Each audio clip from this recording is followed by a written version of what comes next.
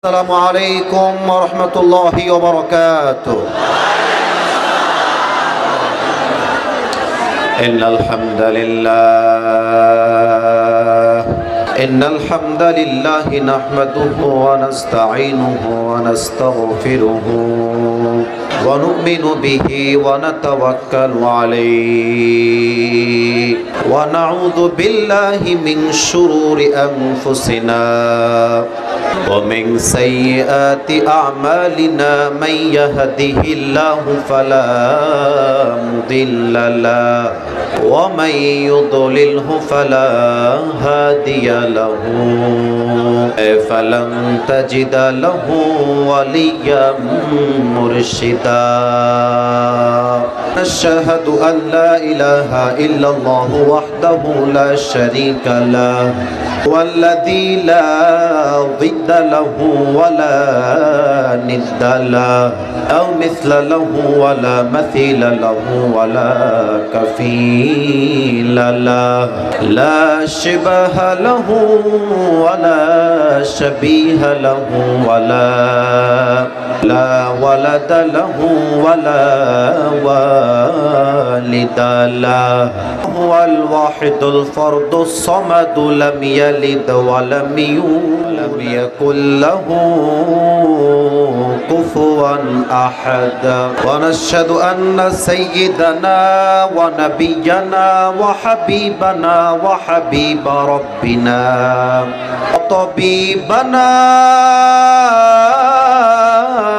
وطبيب أرواحنا محمدا عبد الله ورسوله أرسله بالحق بشيرا ونذيرا وداعيا إلى الله بإذنه وسراجا وقمرا منيرا. أما بعد فأعوذ بالله من الشيطان الرجيم. بسم الله الرحمن الرحيم. ومن يتوكل على الله فهو حسبه. قال تعالى في كلامه المجيد لا يكلف الله نفسا إلا وسعها. قال تعالى في كلامه المجيد قل لن يصيبنا إلا ما كتب الله لنا. وقال تعالى في كلامه المجيد يا أيها الناس اعبدوا ربكم الذي خلقكم والذين من قبلكم لعلكم تتقون.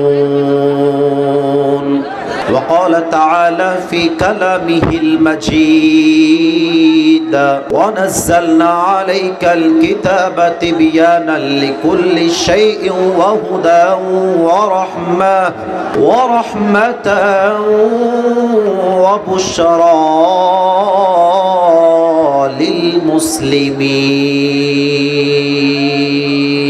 وقال رسول الله صلى الله عليه وسلم تركت فيكم أمرين لن تضلوا ما تمسكتم بهما كتاب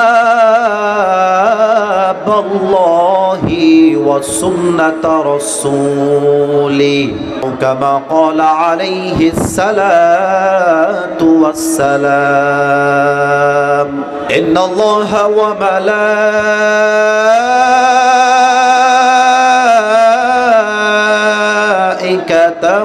يصلون على النبي يا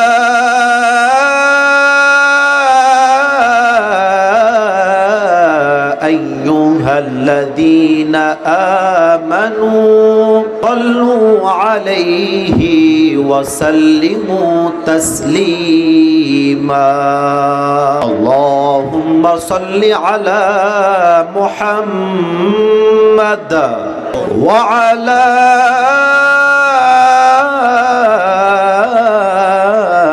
আলি মুহাম্মাদ কামা সাল্লাইতা আলা ইব্রাহিম আলা আলি ইব্রাহিম ইন্নাকা হামিদুম মাজিদ। একটু পোস্টারটা পড়ে নেই, তারপরে আমি আমার কথার দিকে। এই মাহফিল আর মানিকদের পশ্চিম পাড়া পুরাতন জামিয়া মসজিদের উন্নতি প্রকল্পে আজকের এই বিশাল তাফসিরুল কোরআন মাহফিল। আমার পূর্বে কথা বলেছেন মাওলানা জহুরুল ইসলাম জিহাদি, ধর্মীয় আলোচক, চ্যানেল 24 ঢাকা। অত্যন্ত চমৎকার আমার প্রিয় ভাই কথা বলেছেন। আরও কথা বলেছেন মাওলানা মোহাম্মদ রুহুল কুদ্দুস সাহেব। আমি দোয়া করি যারাই কথা বলেছেন আল্লাহ যেন সবাইকে দ্বীনের দায়ী হিসেবে পুরো বিশ্বে ইসলামের জন্য কবুল করে। পড়েন সবাই আমিন। আজকের এই প্রোগ্রাম আপনারা জানেন, প্রোগ্রাম কমিটি মাথার ঘাম পায়ে ফেলেছে, বুকের তাজা রক্তকে পানি করে আজকের এই বিশাল মাহফিলটা আয়োজন করা হয়েছে। আমরা যারা মাহফিলে আসতে পেরেছি আমরা দোয়া করে দেই আমার এই স্টেজে এই মাহফিলের মান্যগণ্য ব্যক্তিবর্গরা এখানে বসে আছেন। আরেকজন উনি কি এসেছে, যার নাম বললেন সিদ্দিকুর রহমান পিন্টু ভাই, উনি কি এসেছে? আসতে পারে নাই, আসছে। স্যার এখানে আছে, মান্যগণ্য ব্যক্তি বসে আছেন, উনি মাহফিলের সভাপতিও বটে।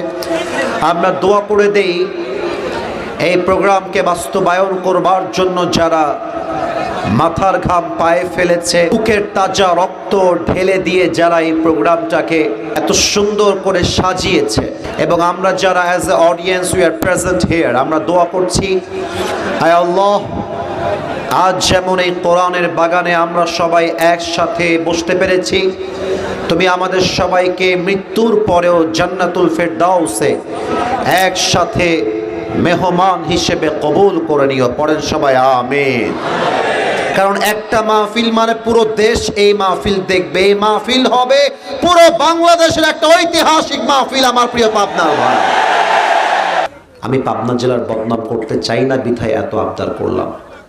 অনেকে কয় যে পাবনা নাকি মেন্টালের জেলা, আমরা নাকি মেন্টাল হসপিটাল দিয়ে আমরা পাগল হয়ে গেছি। আরে গাদা গেদিরা শোনে, আমরা পাবলার সোলপোল, আমরা মেন্টাল না। 63 জেলার সব মেন্টালরা পাবনায় আসে, আর আমরা কি করি? আমরা আদর করে সোহাগ করে তাদেরকে সুস্থ করে বাড়িতে পাঠায় দেয়, ঠিক না? তোমরা যারা বলো পাবনার লোকরা মেন্টাল, আরে বেটা সমস্ত মেন্টালদেরকে ঠিক করতে যেই জেলা লাগবে ওইটার নামই পাবনা জেলা। আমার পাবনার ভাই, অনেকে বলে আমাদের পাবনা নাকি খ্যাত। বেটা পাবনার মতো আমাদের রূপপুরের পারমাণবিক বিদ্যুৎ কেন্দ্র আর কোন জেলা আছে? সাহস থাকলে বলো না সে জেলার নামটা কি, বলো। অনেকে বলে পাবনা নাকি অশিক্ষিত মানুষের জেলা। আরে বেটা পাবনার মতো এডওয়ার্ড কলেজ তথা অক্সফোর্ড কলেজ তোমরা কোথায় খুঁজে পাবা, বলো আমাদেরকে সময়। অনেকে বলে আমাদের পাবনার মেয়েরা নাকি খ্যাত টাইপের। আমি বলতে চাই পাবনার মতো সুন্দরী মেয়ে অন্য জেলায় খুঁজে পাওয়া যাবে না পাবনার ভাই। এবং আপনারা জানলে অনেক বেশি অবাক হবেন, আমাদের এই পাবনার সাথে জুড়ে আছে আমাদের জাতীয় কবি কাজী নজরুল ইসলামের অনেক স্মৃতি। উনি যদিও বা ভিন্ন জেলায় জন্মগ্রহণ করেছেন, কিন্তু তার সাহিত্যের চর্চা, তার কবিতার চর্চা যেই জেলার থেকে পুরো বাংলাদেশ জেনেছে, ওই জেলার নাম পাবনা জেলা।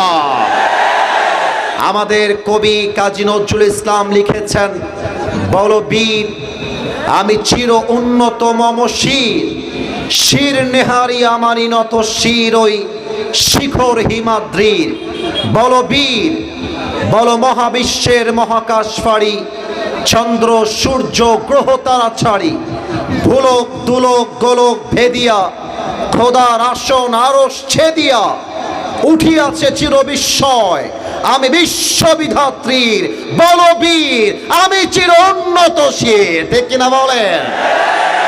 আমাদের পাবনা জেলার মতো ঐতিহ্যবাহী ব্রিজ বাংলাদেশে কোথাও আপনি খুঁজে পাবেন না। আমাদের আছে পাকশি সেতু, আমাদের আছে লালন শাহ সেতু, আর একটা সেতু আছে যেটা প্রায় 100 বছর ধরে পাবনার ঐতিহ্যকে ধরে রেখেছে। সেই সেতুর নাম কি বলেন আপনারা সবাই? মাশাআল্লাহ, পুরো দেশের মানুষ এইখানে ঘুরতে আসে, পাবনাকে দেখতে আসে।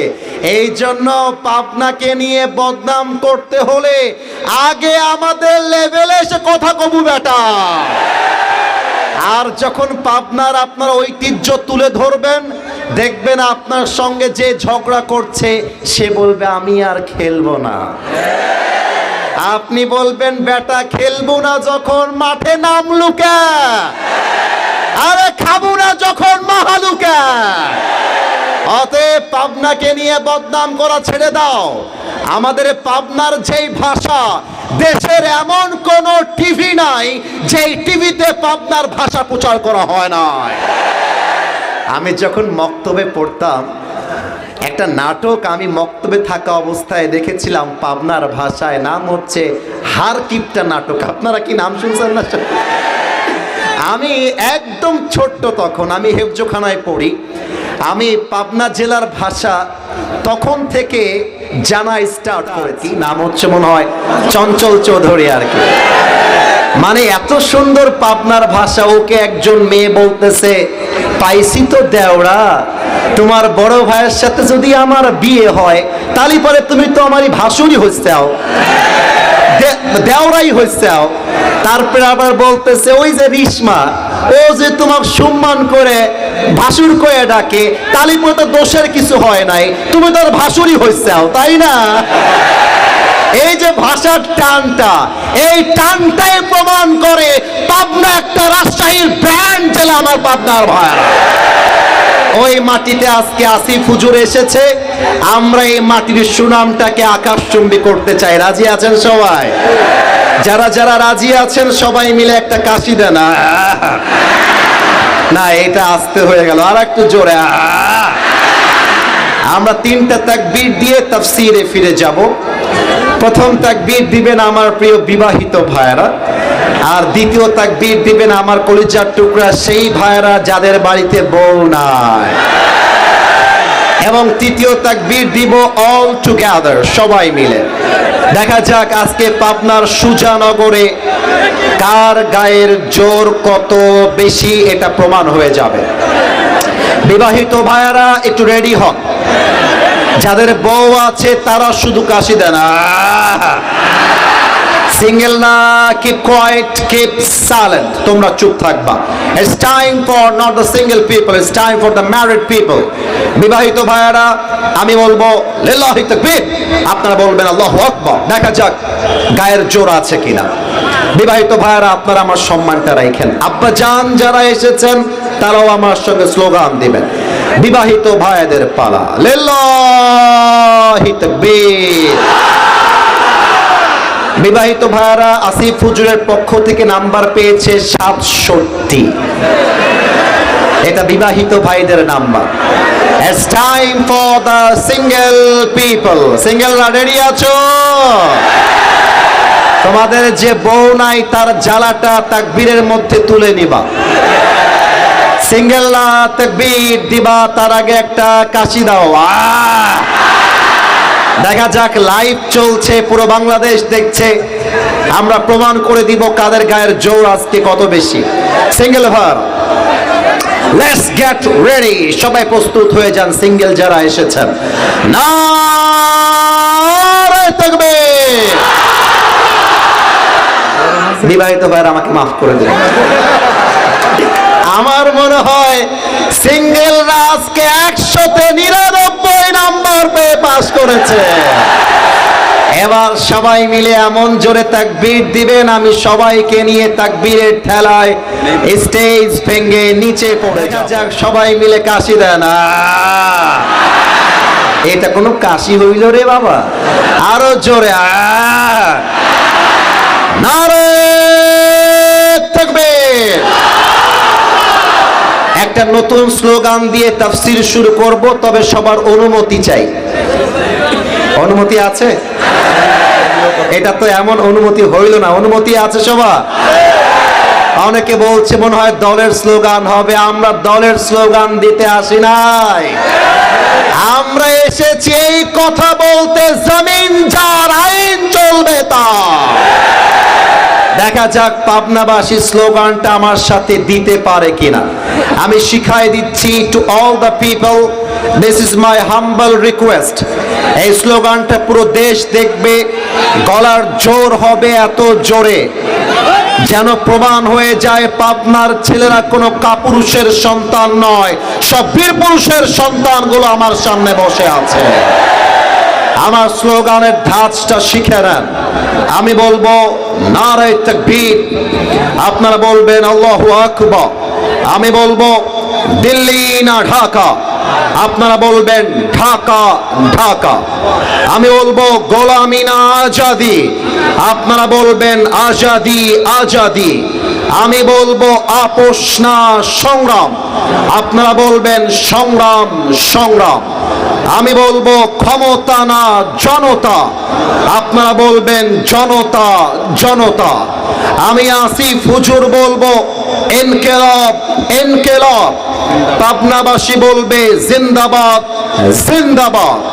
আমি বলবো জিন্দাবাদ জিন্দাবাদ, পাবনাবাসী বলবে ইনকিলাব ইনকিলাব। আমি বলবো এই কথায় কথায় বাংলা চাই, আপনারা বলবেন বাংলা কি তোর বাপ দাদার। আমি বলবো বাংলা কি তোর বাপ দাদার, আপনারা বলবেন কথায় কথায় বাংলা চাই। আমি বলবো দিয়েছি তো রক্ত, আপনারা বলবেন আরো দেব রক্ত। আমি বলবো রক্তের বন্যায়, আপনারা বলবেন ভেসে যাবে অন্যায়। আমি লাস্ট বলবো নারে তাকবীর, আপনারা বলবেন আওয়াজ দিয়ে আল্লাহু আকবার।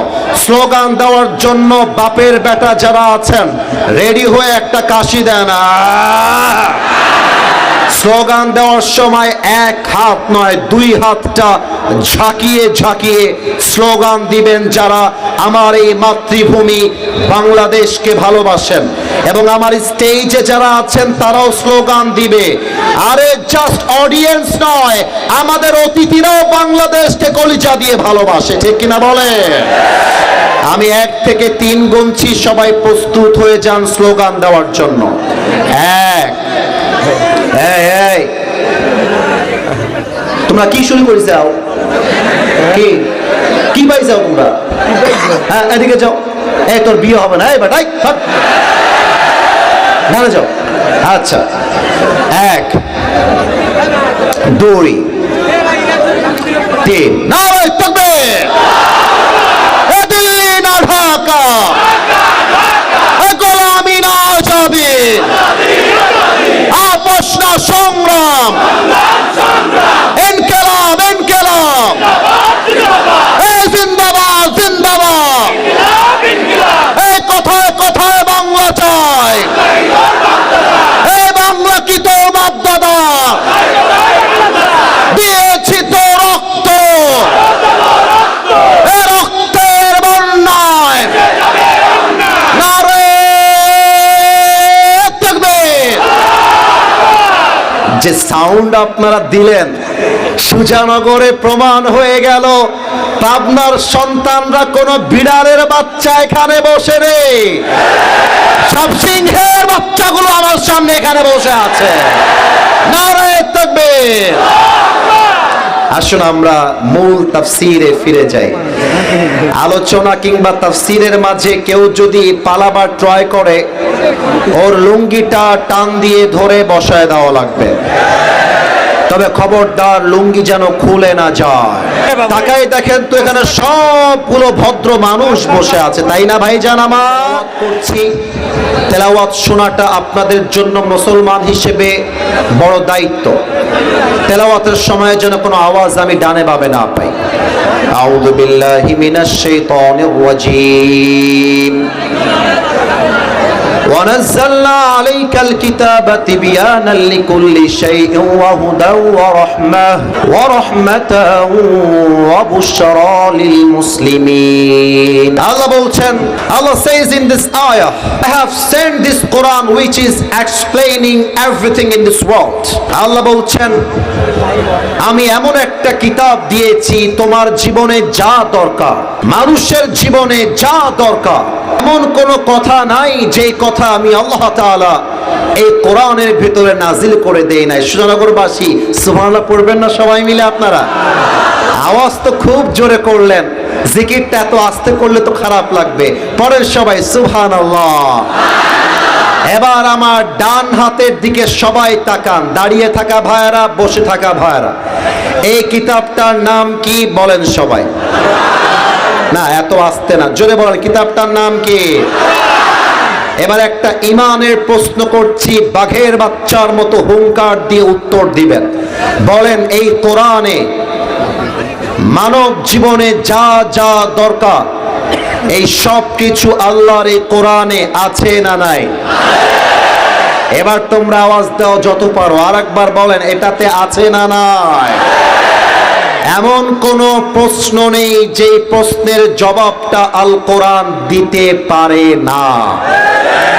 আমি যদি একটা কথা বলি অনেকে রাগ করবেন আমি জানি। In spite of knowing that I am asking this question to the all people in Pabna. সবাইকে প্রশ্ন করছি, কেউ রাগ করবেন না, কিন্তু আমার প্রশ্নের উত্তর দেওয়ার জন্য কাউকে হাত তুলতে হবে না। আমি যদি বলি আজকে সোমবার, তাই না ভাইজান? আজকে কি বার ভাইজান? সোমবার। আজকে ফজরের পরে কোরআন তেলাওয়াত করেছেন কয়জন? আমি যদি হাত তুলতে বলি, আপনারাই বলেন হাত কি বেশি উঠবে না কম উঠবে? না, আমার সাথে ইন্টারঅ্যাক্ট করতে হবে, কথা বলতে হবে, কথা ছাড়া ওয়াজ জমবে না। বলেন, হাত কি বেশি উঠবে না কম উঠবে? অনেক কম উঠবে। আচ্ছা, আমি যদি বলি সুজানগরে ফজরের নামাজের পরে মোটামুটি পাওয়া গেছে 20 জন যারা কোরআনটা তেলাওয়াত করেছে। আমি যদি বলি এই 20 জনের ভেতরে কয়জন আছো যারা অর্থ বুঝে কোরআনটা তেলাওয়াত করেছো, দেখবেন হাতটা আরো কমে যাবে। আমি যদি বলি অর্থ বুঝেছেন 10 জন, কিন্তু সেই অর্থ অনুযায়ী আমল করেছেন কয়জন, দেখবেন হাতটা আরো কমে যাবে। আমি যদি বলি আমল করেছেন মাত্র 3 জন, এই 3 জনের ভেতরে পুরো দেশটা আল কোরআন দিয়ে চলবে, আল্লাহর আইন দিয়ে চলবে, এটার জন্য কাজ করেছেন কয়জন, দেখবেন যে হাত হারিকেন দিয়েও আর খুঁজে পাওয়া যাবে না। এত আস্তে বললে তো হবে না, বলেন সবাই কথা ঠিক আছে কিনা?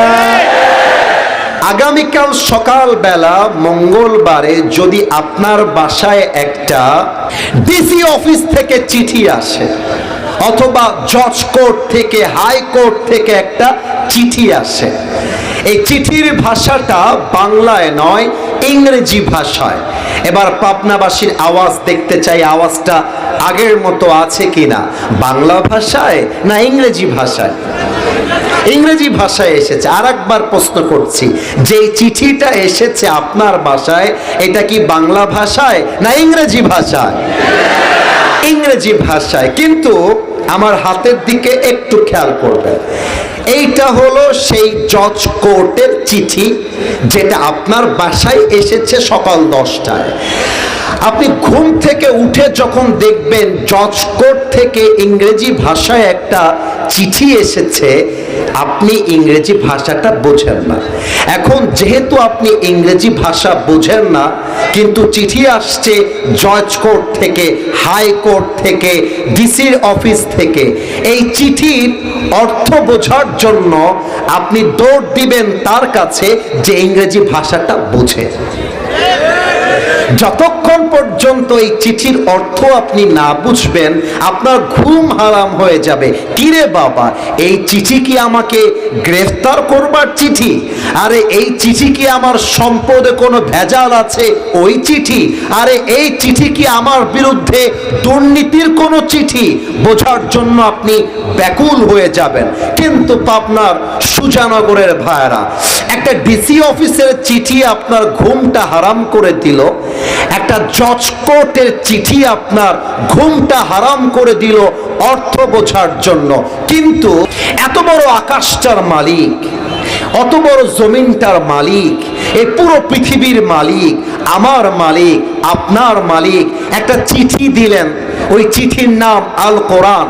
বয়স আপনার 50 হয়ে গেল, আজ অব্দি সূরা ফাতিহার অর্থ কি হবে এটা জানার আগ্রহ আপনার মধ্যে তৈরি।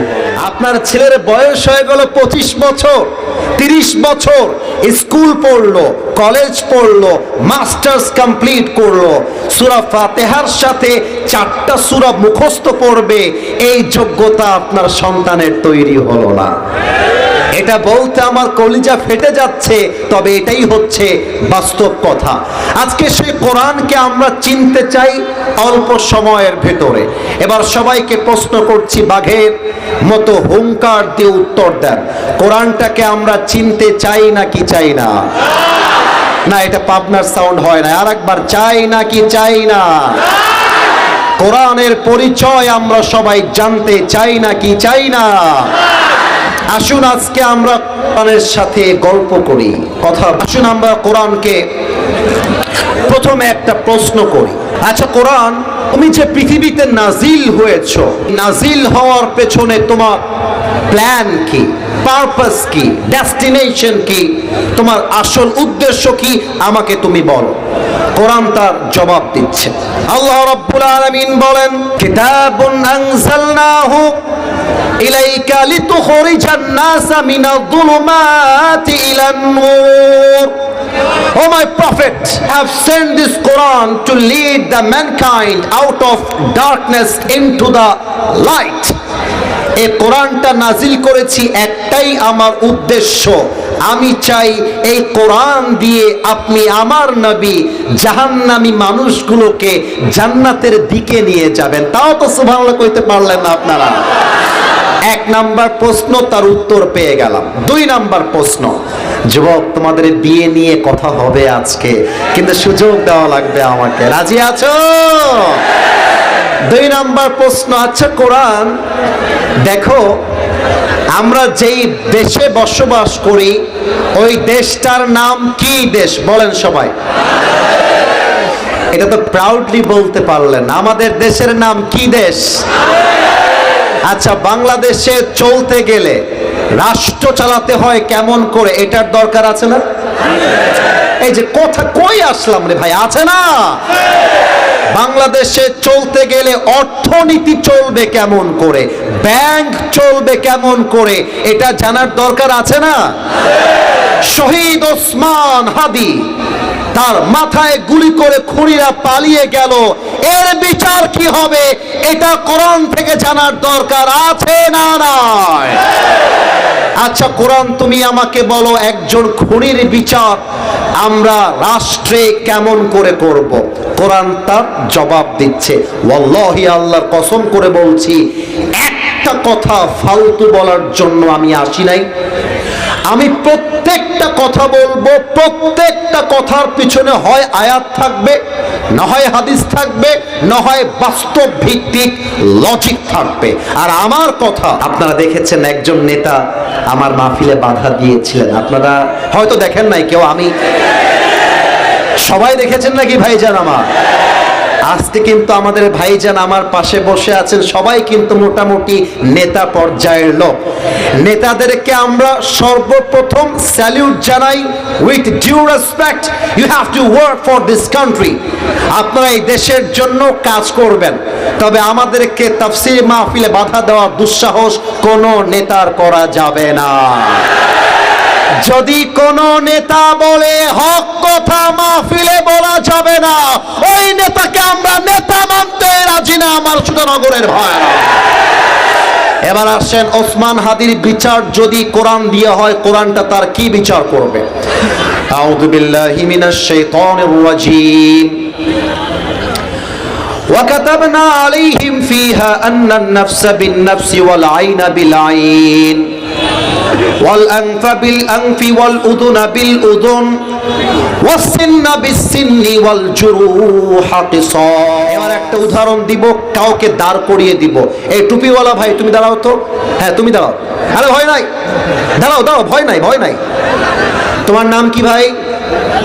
হ্যাঁ, হৃদয় হাসান আলী। এই সবাই একটু আমার দিকে তাকান। এই ভাইজান যে দাঁড়িয়ে আছে ওনাকে দেখা যায়? স্যার সবাই মিলে উত্তর দেওয়া লাগবে, ওনাকে দেখা যায়? তুমি কোনো ভয় পাবা না, তোমাকে ধমক দেওয়ার জন্য বলি নাই। আমি একটা আয়াতের ব্যাখ্যা করব তোমার উদাহরণ দিয়ে।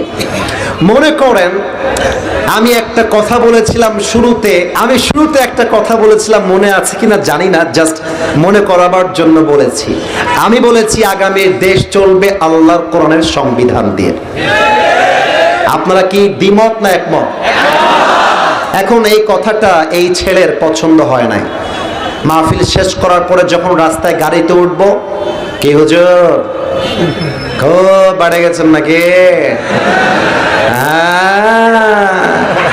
খালি রাস্তা দিয়ে উঠেন, পাবনার সুজানগরের স্বপ্ন শপিং মলটা পার হন, আপনাকে আমি দেখে নিব। খবর আছে আপনার হুজুর?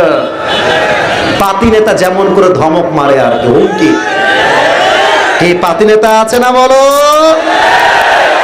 আমার স্যার মনে করেন আমার রাগ উঠে গেছে, তোর বাড়ি কোথায় রে, কি করছো তুমি, কি করছো বেদা? ওকে ধরছি, ওখানে ধরে আমার সঙ্গে আমাকে একটা ঘুষি মারছে এখানে, আমিও ধরে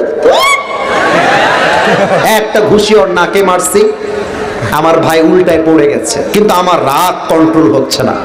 আমি ড্রাইভার সাহেবকে বলছি, ড্রাইভার সাহেব গাড়ির পেছনে একটা রামদা আছে, বের করেন। আরে নাই রে বাবা, এই বোঝাবার জন্য বলছি।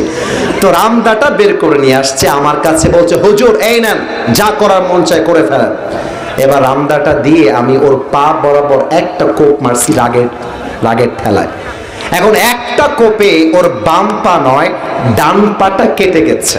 এবার সবাইকে উত্তর দিয়ে প্রমাণ করতে হবে যে yes we are very active here. বলেন তো বাম পা কেটে গেছে না ডান পা কেটে গেছে? ডান পা কেটে গেছে। এখন আমাদের নেতা সাহেব, আমার ডানের ভাইজান সবাই মিলে এই ধর ধর ধর, হুজুরকে ধর। পাবনা সুজানগরের থানায় কল দিয়েছে যে আসিফ হুজুর মাহফিল করতে এসে একজন ছেলের ডান পা এক কোপে কেটে ফেলেছে। এখন আমাকে পুলিশরা এসে ধরে নিয়ে গিয়েছে। এখন মনে করেন 3 দিন পরে পাবনার জেলা আদালতে আসিফ হুজুরের বিচার হবে, পাও কাটার বিচার, পা কেটে দিয়েছে। এখন পা যে আমি কেটে দিয়েছি, আমাকে জজ সাহেব বলছে হুজুর আপনি লোকটা চেহারায় সুন্দর, কিন্তু আপনি লোকটা সুবিধার না। কেন সুবিধার না? আপনি ওয়াজ করতে গিয়ে সুজানগরে একজন যুবকের ডান পা কেটে দিয়েছেন। আপনার বিচার করলাম রাষ্ট্রের গতানুগতিক ব্রিটিশ আইন দিয়ে কিংবা ল দিয়ে, বিচারটা হচ্ছে এই রকম।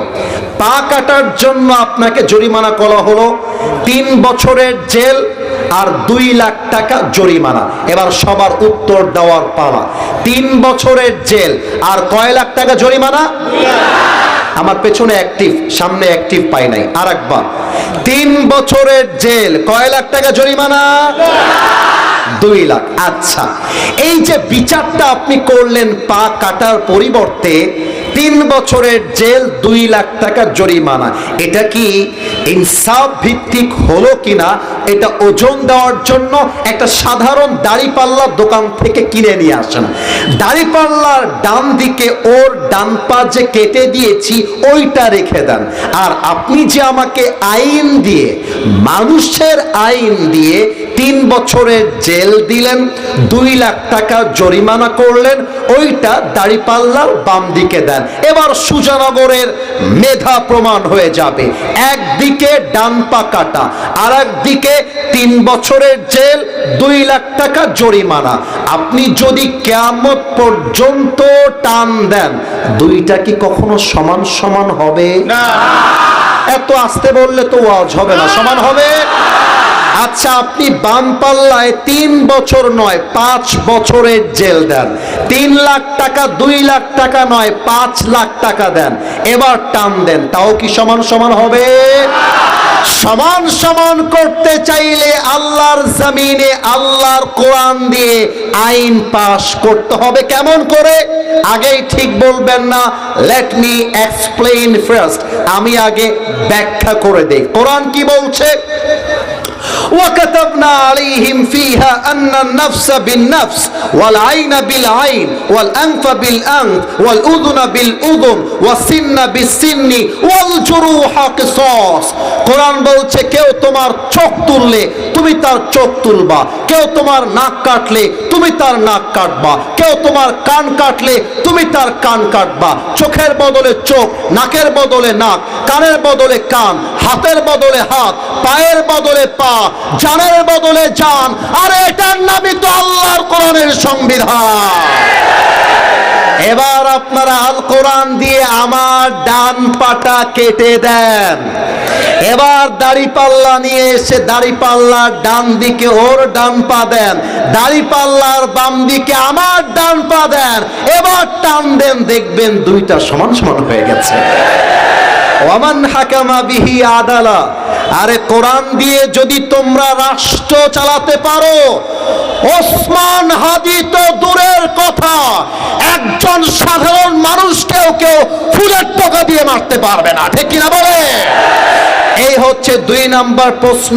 এবার আসেন আমরা 3 নাম্বার প্রশ্নে যাই। আচ্ছা, কোরআন, আমার বয়স 20 থেকে 25, আমি বিয়ে করতে চাই কিন্তু বাবা মা আমাকে বিয়ে দিতে চায় না, এই সমস্যা নাই মনে হয়? না না না, আরে নাই রে ভাই, আছে।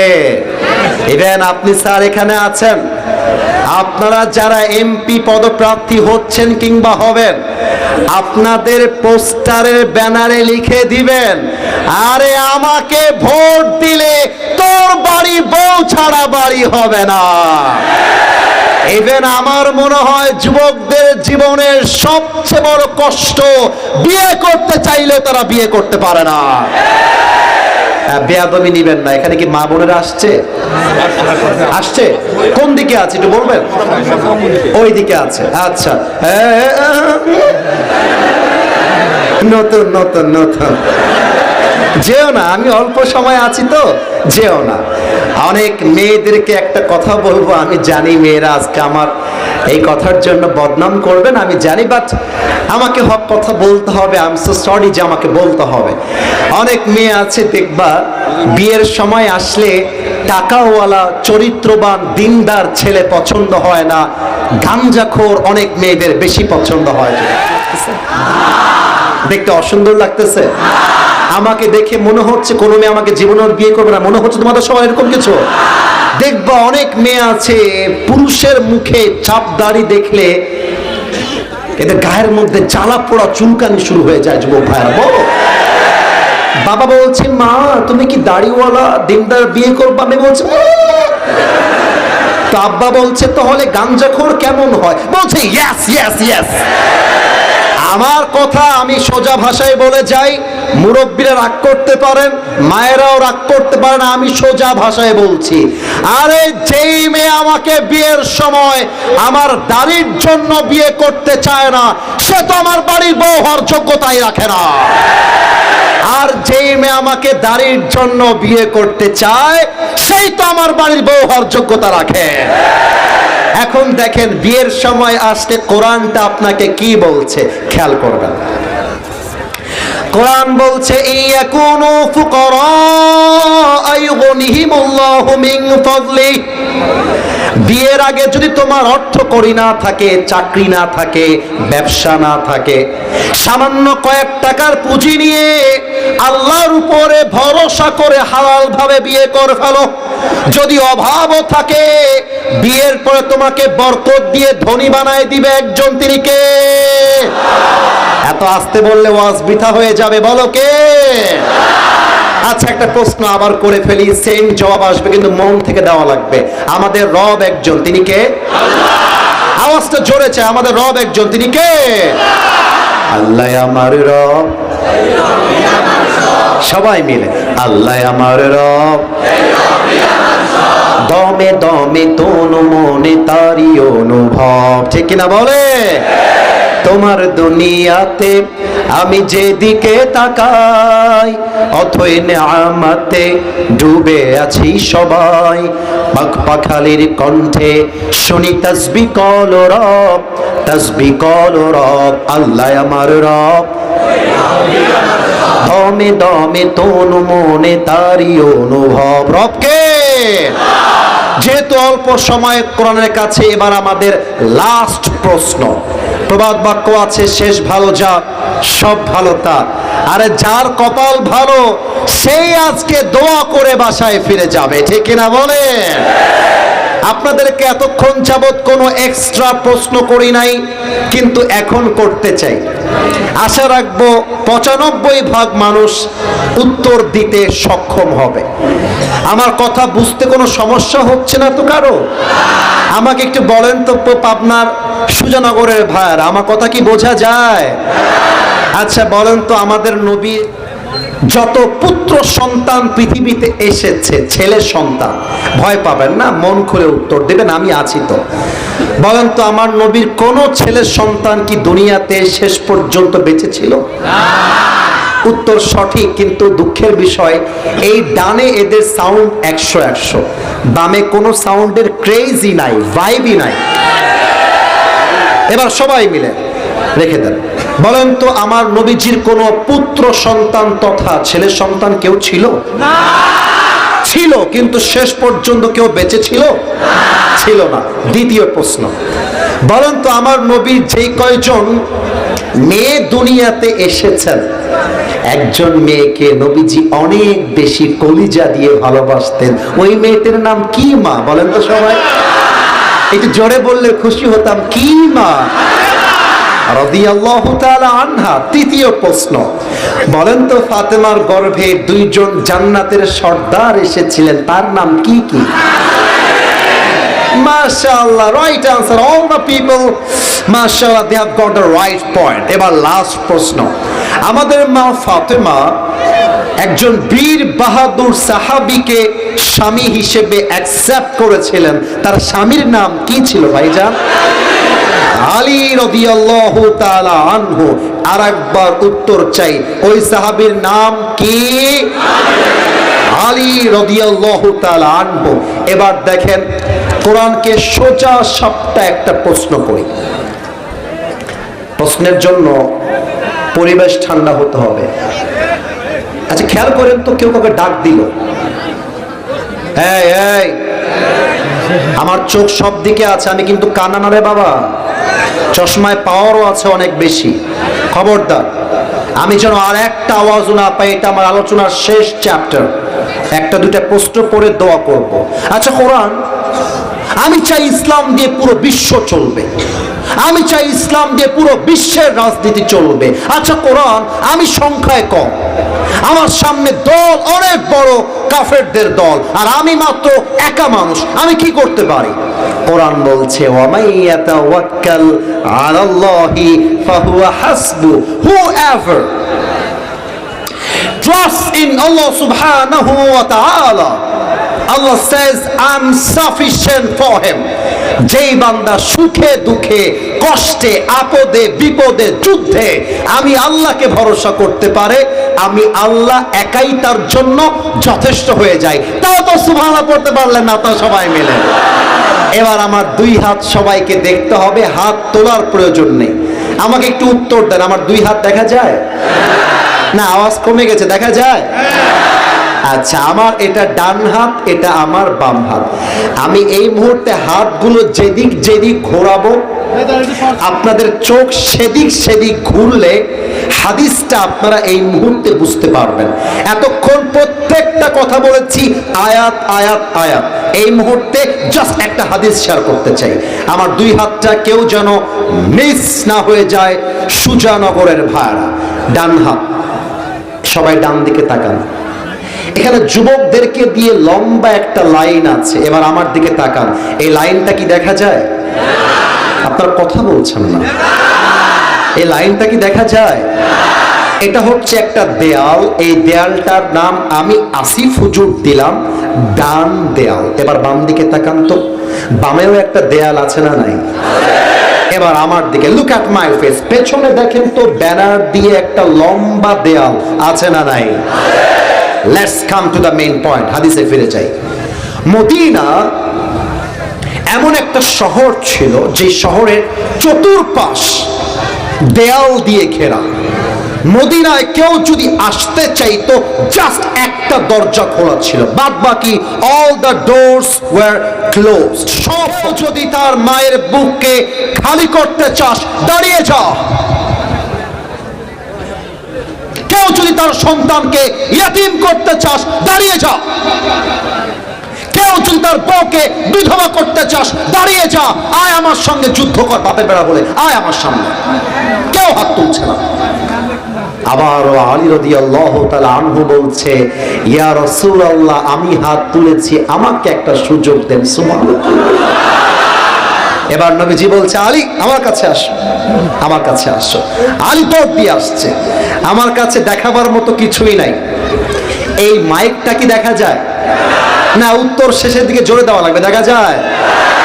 নবীজি একটা তরবারি নিয়েছে, তরবারির নাম হচ্ছে জুলফিকার। বলছে, ইয়া আলী, এই নাও তোমার যুদ্ধের তরবারি, যাও যুদ্ধে নেমে পড়ো। আলী তরবারিটা নিয়ে এক দৌড়, কথা নাই বার্তা নাই, এক দৌড়। নবীজি বলছে, আলী এদিকে আসো, এদিকে আসো, কথা বাকি আছে, এদিকে আসো। এবার আলী বলছে, নবী হে কি বলবেন, জলদি বলেন, আমার তো শহীদ হওয়ার জন্য মনটা আর সইছে না। তাও তো সুবহানাল্লাহ পড়তে পারলেন না আপনারা। নবীজি বলছে, আলী শোনো, ইযহাব ফাইনাল্লাহা মাআকা, যুদ্ধে যাচ্ছ ঠিক আছে, তবে যদি কখনো মনে হয় আমি তো একা হয়ে গেলাম, আমার তো কেউ নাই, মাথায় রাখবা তুমি একা নও, তোমার সাথে আছে একজন। তিনি কে? একটা উর্দু কবিতা মনে পড়ে গেল, বলা যাবে না মনে হয়, তাই না? আমার কি মনে হয় জানেন, আমি উর্দু কবিতা বললে এখানে বাংলা তর্জমা করতেই হবে না। এরা যেমন বাংলা বোঝে, এরা উর্দুও বোঝে, পাবনার ভাষা তেমন হিন্দি ভাষাও বোঝে, ঠিক কিনা বলেন? দেখেন একটা কবিতা বলছি আল্লাহর এই আয়াতকে ঘিরে। কবিতাটা লিখেছে বিশ্বকবি আল্লামা ইকবাল রহমতুল্লাহি আলাইহি। এখন যেমন ঠিক ঠিক বলছেন, যদি অর্থ বুঝতে পারেন তখনও ঠিক ঠিক বলে বোঝাবেন যে হুজুর ইয়েস, আমরাও আপনার কথা বুঝতে পেরেছি। আল্লামা ইকবাল লিখেছেন, गम के बाद खुशी जरूर आती है और ये खुशी अपनी रब की तरफ से ही आती है। हर रात के बाद दिन की रोशनी जैसे छा जाती है, सब्र करने वालों को खुदा की तरफ से नेमत वैसे ही मिल जाती है। जो दुख में भी अपनी रब को याद करता है, रब उसका हाथ कभी नहीं छोड़ता। जो दुनिया से कुछ ना कहे बस अपनी रब से कहता है, उसकी दुआओं का जवाब हमेशा खामोशी में आता है। मेरे दोस्त, इसलिए जब तुझे मांगना हो तो उसी से मांग, जब तुझे पुकारना हो तो उसी को पुकार, और जब तुझे किसी पर भरोसा करना हो तो उसी पर कर, क्योंकि एतमाद के काबिल, यकीन के काबिल, ईमान के काबिल, भरोसे के काबिल सिर्फ वही है, वो तेरा रब है, वो तेरा अल्लाह है। এবার নবীজি বলছে, আলী আল্লাহ ভরসা, যাও যুদ্ধে।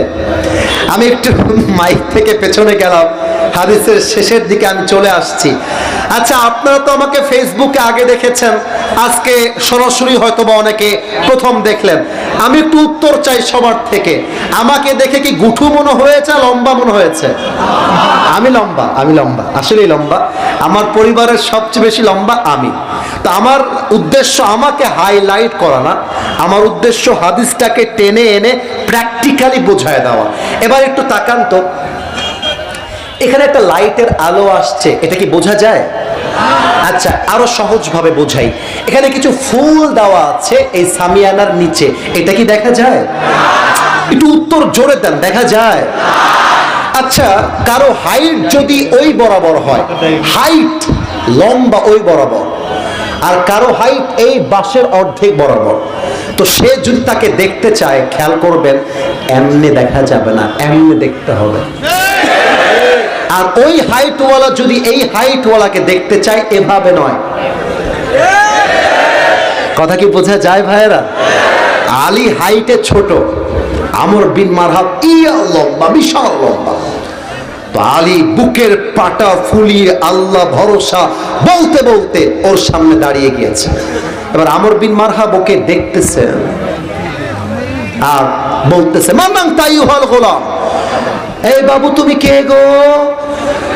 টিটকারি, টিটকারি বোঝেন? এই যে আমাকে যদি একটা বাচ্চা যাওয়ার সময় বলে, হুজুর খবর আছে আপনার, বাচ্চা ছেলে, আমি পরোয়া করবো না। তো আলীকে বাচ্চা দেখে বলছে, এই বাবু তুমি কে গো? আলীকে বলছে। আলীর গায়ে আগুন জ্বলে গেছে।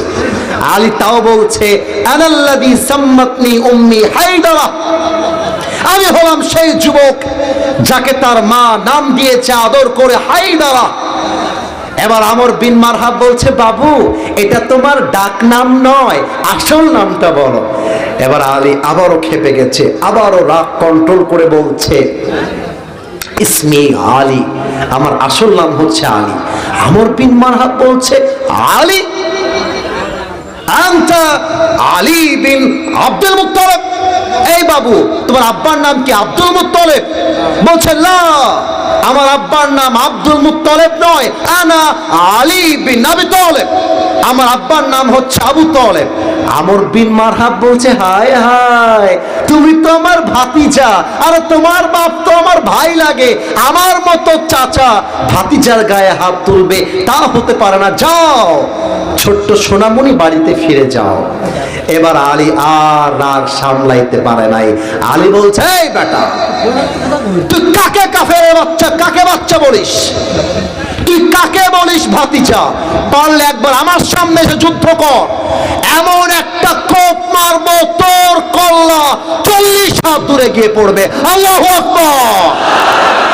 এবার একটা প্রশ্ন করি, যদি আপনারা জালেমের পক্ষের লোক হয়ে না থাকেন, স্বৈরাচারের পক্ষের লোক না হন, তবে জবাব দিতে দ্বিধাবোধ করবেন না। 5 আগস্টের আগে একজন যুবক 2টা হাত পেতে দিয়ে, বুক পেতে দিয়ে গুলি খেয়ে শহীদ হয়েছিল। ওই যুবকটার নাম কি? এত আস্তে উত্তর আশা করি নাই। ওই যুবকটার নাম কি? সাইদ, শহীদ আবু সাইদ। একটা যদি উত্তর বাদ দেয়, বুঝবেন তার মনের মধ্যে ভেজাল আছে। আমরা ইনসাফ ভিত্তিক প্রশ্ন করছি, একটা মানুষের উত্তর বাদ না পড়ে।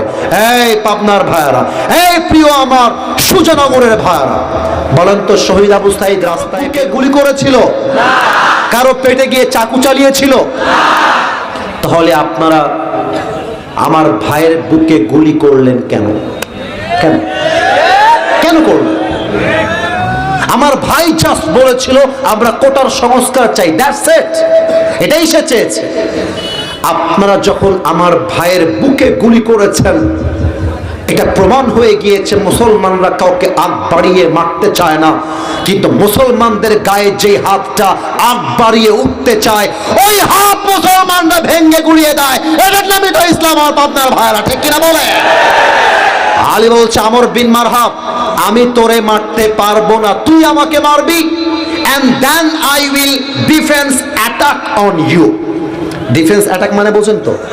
মানে আপনি কাউকে আগ বাড়িয়ে মারতে যান নাই, কেউ আপনাকে মারতে এসেছে, you have attacked on him because it's a defense attack, আপনি নিজেকে বাঁচাবার জন্য অ্যাটাক করেছেন।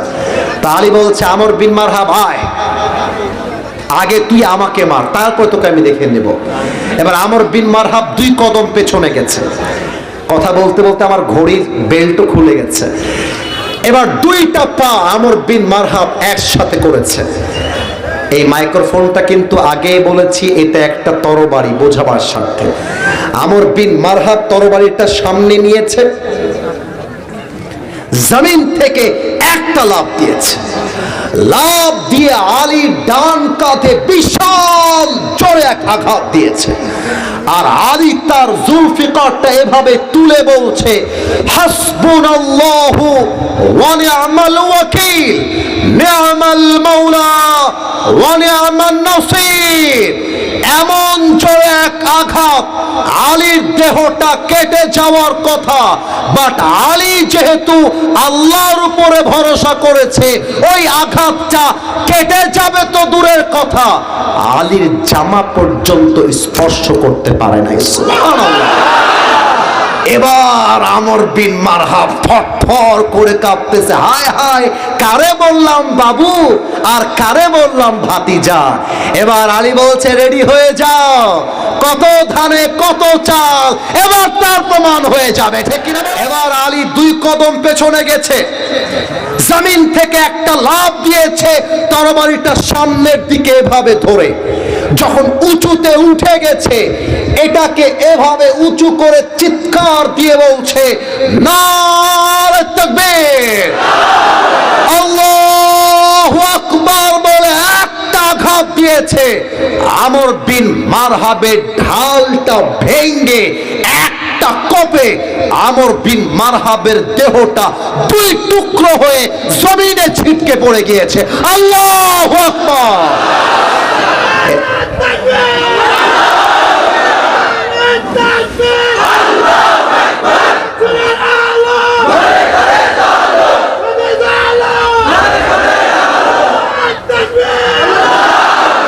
ওর গলার জোর কোনোভাবেই কম না, আপনাদের জোর কম হয়েছে।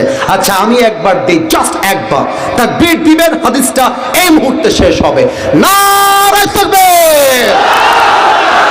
এবার আলী আমর বিন মারহাবের বুকের উপরে পা তুলে দিয়েছে আর বলছে, কাইফা তুকাতিলুনি আনতা তা'বুদু হাজারান ওয়া আনা আব্দু রাব্বি মুহাম্মদ।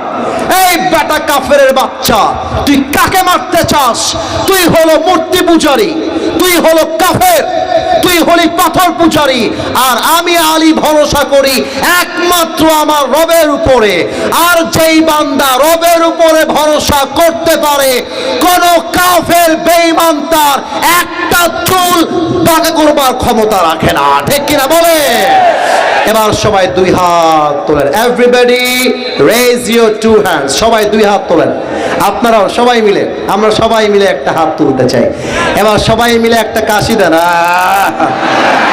না, একটু জোরে কাশি দিলে ভালো হয়। এবার হাতটাকে হালকা নিচু করেন যেন হাতটা ব্যথা না হয়ে যায়। এবার আমি যা যা বলবো পাবনাবাসী আপনাদেরকে তাই তাই বলতে হবে। একটু জবান করে বলেন আল্লাহ।